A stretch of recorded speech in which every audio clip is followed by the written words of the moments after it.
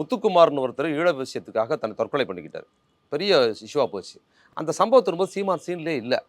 அப்போ வந்து பெரிய முதல்ல அந்த சம்பவம் நடந்து அவர் தற்கொலை பண்ணிக்கிட்டாரு. கடிதம் எழுதி வச்சுட்டு. அது ஒரு பெரிய ஒரு புரட்சிகர குணாம்சத்தோட ஒரு கடிதம் எழுதியிருந்தாரு. அது பெரிய ஒரு அந்த கடிதம் வந்து மிகப்பெரிய அலையாக இளைஞர்கள் மத்தியில ஒரு எழுச்சி உருவாக்குச்சு. ஒரே நாள்ல தமிழகம் முழுக்க இளைஞர்கள் ஆர்கனைஸ் ஆயிட்டாங்க.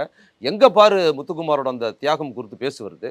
அப்போ கொளத்தூர்ல அவர் வீட்டுக்கு முன்னால அந்த சம்பவம் போது திரைப்பிரபலங்கள் எல்லாரும் வந்துட்டாங்க. சீமான் மட்டும் இல்ல. சேரன் அவரு இவரு வந்திருக்காங்க. யாருமே கூப்பிடல. அப்போ சீமான் நம்மளோட வந்து பெரியாரிஸ்டா இருக்கிறாரு. பெரியாரை ஆதரித்துக் கொண்டு பெரியார் மட்டுமல்ல திமுகவை ஆதரித்துக் கொண்டே அவர் பிரபாகரனை ஆதரிக்கிற நபராகவும் அன்னைக்கு இருந்தார். அப்போ நான் பார்த்தேன் என்னடா எல்லாரும் இருக்கிறாங்க இந்த இடத்துல சீமான் இல்லைன்னா சீமானோட எதிர்காலமே இல்லாமல் போயிடும். ஒரு தமிழ் தேசிய அரசியல் சீமானுக்கு இடம் இல்லாமல் போயிடுன்னு தெரிஞ்சுட்டு சீமான் எப்படியாவது வரணும்னு சொல்லி நான் என்ன பண்ணேன், அங்கே இருக்கிற தோழர் எனக்கு தெரிஞ்ச தோழர் கோயம்புத்தூரில் வழக்கறிஞர் பாலச்சந்தர்னு அவர் வந்து சீமானுக்கு ரொம்ப நெருக்கம். அவர்கிட்ட சொன்னேன். அப்போ அவர் இந்த சீமான் வரலன்னா சீமானோட அரசியல் சாப்டர் க்ளோஸ்ன்னு சொல்லிடுங்க. இதோட அவர் தமிழ் தேசியம் எதுவும் கிடையாது வீட்டிலே படுத்து தூங்க வேண்டியதான்னு சொல்லிடுங்கன்னு சொன்னேன். அப்புறம் குளத்தூர் மணி எனக்கு லைனில் வந்தார். தோழர் இன்னைக்கு சீமான வர ஆமா தோழர் இங்கே எல்லாரும் வந்திருக்கிறாங்க. இன்னைக்கு சீமான் மட்டும் இல்லைன்னா சீமானோட அரசியலில் இப்போ அதுக்கப்புறம் அடுத்த கட்டத்துக்கு போக முடியாது. எப்படியாவது வர சொல்லுங்கள் சீமானு நான் சொன்ன பிறகு அன்னைக்கு நான் சொல்லி தோழர் குளத்தூர் மணி சொல்லி தான் வந்தார். அப்போ எங்கே இருந்தாருன்னா சீமானு திண்டுக்கல் பக்கத்தில் மாயாண்டி குடும்பத்தார் ஷூட்டிங்கில் நடிச்சுக்கிட்டு இருந்தார். அவர் மணிவண்ணன் இவங்க வரவே இல்லை, சீன்லேயே வரல. அதுக்கப்புறம் மறுநாள் வந்தார். ஆனால் மறுநாள் அன்னைக்கு என்ன படிச்சுன்னா உடனடியாக அன்ற மாலையே வந்து முத்துக்குமார் உடலை அடக்கம் பண்ணுறதுக்கு ஏற்பாடு நடந்தது. ஆமாம் ஏற்பாடு ஆகும்போது அவருக்கு பல நெடுமாறன்னு மற்றவங்க எல்லாரும் பேசி உட்காந்து ஈவினிங் ஊர்வலம் போகும்னு அறிவிச்சிட்டாங்க.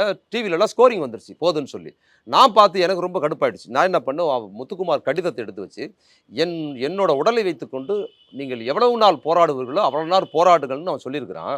நீங்கள் வந்து ஒரு நாளில் காலையில் இறந்தது சாயங்காலம் எடுக்கிறதுங்கிறது இது சாதாரண சாவு மாதிரி எடுக்கிறது வந்து ரொம்ப திட்டமிட்டதாக இருக்குது. அது நடக்கவே கூடாதுன்னு சொல்லிட்டு நான் அந்த லைன் அண்டர்லைன் பண்ணி இன்றைக்கி ரஜினிகாந்தன் விடுதலை சிறுத்தையில் இருக்கிறார் வழக்கறிஞர் அவர்கிட்டையும் அப்புறம் கயல்வெளி இன்னொரு பிரஜித்தனோட பேத்தி இருக்கிறாங்க அங்கே இருக்கண்ணி கயல் அவங்ககிட்டையும் அப்புறம் வந்து இன்னொரு வழக்கறிஞர் இருக்கிறாங்க அந்த அவங்ககிட்ட அண்டர்லைன் பண்ணி கொடுத்துட்டு இதை நீங்கள் மேடையில் போய் பேசுங்க. இந்த லைனை அண்டர்லைன் பண்ணி இந்த மாதிரி சொல்லியிருக்கிறான் இன்றைக்கி பணத்தை நீங்கள் உடல் எடுக்கக்கூடாதுன்னு இந்த லைன் அண்டர்லைன் பண்ணி பேசுங்கன்னு சொல்லி அவர் எமோஷனலாக பேசினார். அதுக்கப்புறம் அந்த வழக்கறிஞரும் பேசினாங்க. எமோஷனலாக அவங்க பேசி வடிவாம்பாள் அந்த பேர் அவங்க 2 பேரும் எமோஷனலாக பேசணும் ஒட்டுமொத்த கூட்டம் பிடிச்சி இன்றைக்கி எடுத்தால் நடக்கிறதே வேறுங்கிற அளவுக்கு எமோஷனலாக எடுக்க முடியாமல் ஆயிடுச்சு. அதற்கு பிற்பாடு தான் என்ன பண்ணாங்க எல்லாரும் வந்து இன்றைக்கி எடுக்கிறதுல முடிவு பண்ணிவிட்டு விசிகா தலைவர் வந்து அறிவிக்க வராரு. இந்த மாதிரி வந்து இன்றைக்கி நாங்கள் எடுக்க சொல்ல வர்றாரு. இவங்க அனுமதிக்கவே இல்லை. எடுக்க சொல்ல வராருன்னு எதிர்ப்பு தெரிவிக்கிறாங்க. அதுக்கப்புறம் வெள்ளையன் வந்து பேச வர்றாரு. அவரையும் பேச விடலை. நீ இன்றைக்கி தான் எடுக்க அவங்க என்ன பண்ணாங்கன்னா இல்லை இன்றைக்கி எடுக்கலை நாங்கள் நாளைக்கு தான் எடுக்கிறோம் அப்படின்னு அதை மாற்றினதுனால தான் சீமான் வந்தார். இல்லைனா சீமான் வந்திருக்க முடியாது. சொல்லுங்கள் சீமான். மறுநாள் வந்தார்.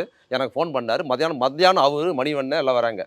தோழர் எங்கே இருக்கிறீங்க? நானும் அப்பாலாம் வரோம். அப்பான்னா யாருன்னு தெரில. அப்போ எனக்கு மணிவண்ணன் அப்பாலாம் வந்துக்கிட்டு இருக்கோம். எங்கே இருக்கிறீங்கன்னா பாரத ராஜா எல்லாம் வந்தாங்க. சீமானோட அரசியல் பின்புலம் இதுதான்.